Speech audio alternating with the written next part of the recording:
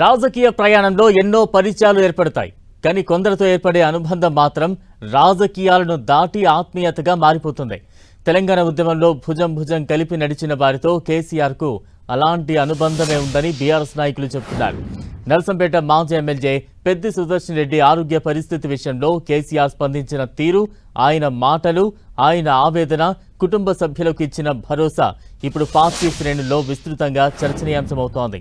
ఒక రాజకీయ నాయకుడిగా మాత్రమే కాదు, కష్ట సమయంలో తన మనిషి కోసం తప్పించే పెద్ద మనసున్న వ్యక్తిగా కేసీఆర్ మరోసారి కనిపించారనే అభిప్రాయం బీఆర్ఎస్ వర్గాల్లో వినిపిస్తోంది. ఆసుపత్రికి వెళ్లిన కేసీఆర్ నేరుగా ఐసీయూకు వెళ్లి పెద్ది సుదర్శన్ రెడ్డి ఆరోగ్య పరిస్థితిని పరిశీలించారు. కొద్దిసేపు మౌనంగా నిలబడి అనంతరం వైద్యులను కలిసి చికిత్సలో ప్రతి అంశంపై వివరాలు అడిగి తెలుసుకున్నారు.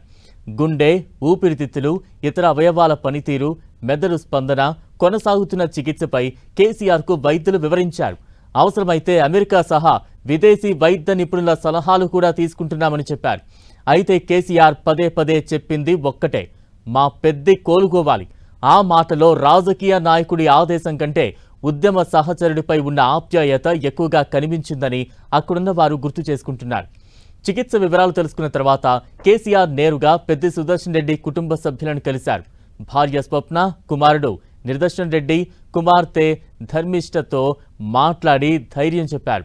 కుటుంబ సభ్యులు భావోద్వేగానికి లోనవుతున్న వేళ పైన దేవుడున్నాడు, ఇక్కడ మంచి డాక్టర్లున్నారు, గుండె చెదరొద్దు, ధైర్యంగా ఉండండి అంటూ ఓదార్చారు. చికిత్స విషయంలో ఎలాంటి వెనుకంజ ఉండదని, పార్టీ తరపున అన్ని విధాలా అండగా ఉంటామని భరోసా ఇచ్చారు కేసీఆర్. నర్సంపేట మాజీ ఎమ్మెల్యే పెద్ది సుదర్శన్ రెడ్డి ఆరోగ్య పరిస్థితి నేపథ్యంలో బీఆర్ఎస్ అధినేత కేసీఆర్ చూపిన ఆప్యాయత ఇప్పుడు బీఆర్ఎస్ శ్రేణుల్లో చర్చనీయాంశంగా మారుతోంది.